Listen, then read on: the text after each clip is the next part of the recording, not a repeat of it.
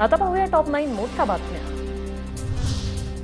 बीड लोकसभा निवडणुकीच्या मतदानादरम्यान कोणताही गैरप्रकार नाही, बजरंग सोनवणेंच्या आरोपांवर जिल्हाधिकारी दीपा मुधोळ यांचं स्पष्टीकरण। माढा लोकसभेत कोण बाजी मारणार, योगेश आणि निलेश पाटील या दोन भावांनी लावली पैज, भाजपच्या समर्थकांना दिलं 11 बुलेटचं चॅलेंज, तुतारीचाच आवाज होणार असल्याचा दावा। तर भिवंडीत बोगस मतदानाचा आरोप करत कपिल पाटील आक्रमक, कपिल पाटलांनी अधिकाऱ्यांना शिवीगाळ केल्याचा बाळमामा म्हात्रेंचा आरोप।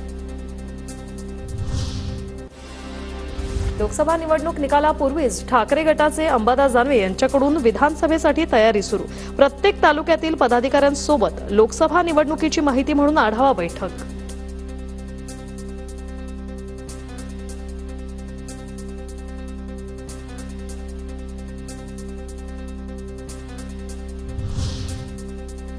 ची ऑफर अमोल कीर्तीकरांनी नाकारली, अमोल कीर्तीकर निष्ठावान आणि कणखर मुलाचं कौतुक त्यांनी केलेलं आहे।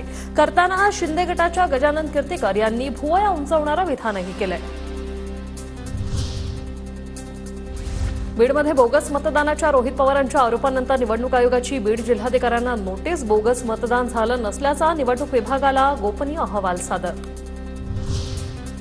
मतदाना दिवशी झालेल्या ढिसाळ कारभाराची सरकारकडून गंभीर दखल, उच्चस्तरीय चौकशी करण्याचे मुख्यमंत्री शिंदे यांचे आदेश।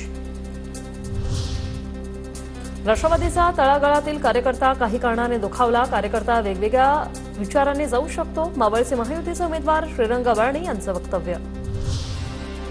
लोकसभा निवडणुकीनंतर अजित पवार गट कामाला, 27 तारखेला बोलावली पक्षाच्या सर्व आमदारांची बैठक, या बैठकीत मित्रपक्षांचं सहकार्य आणि राज्यातील मतदानावर चर्चा होणार।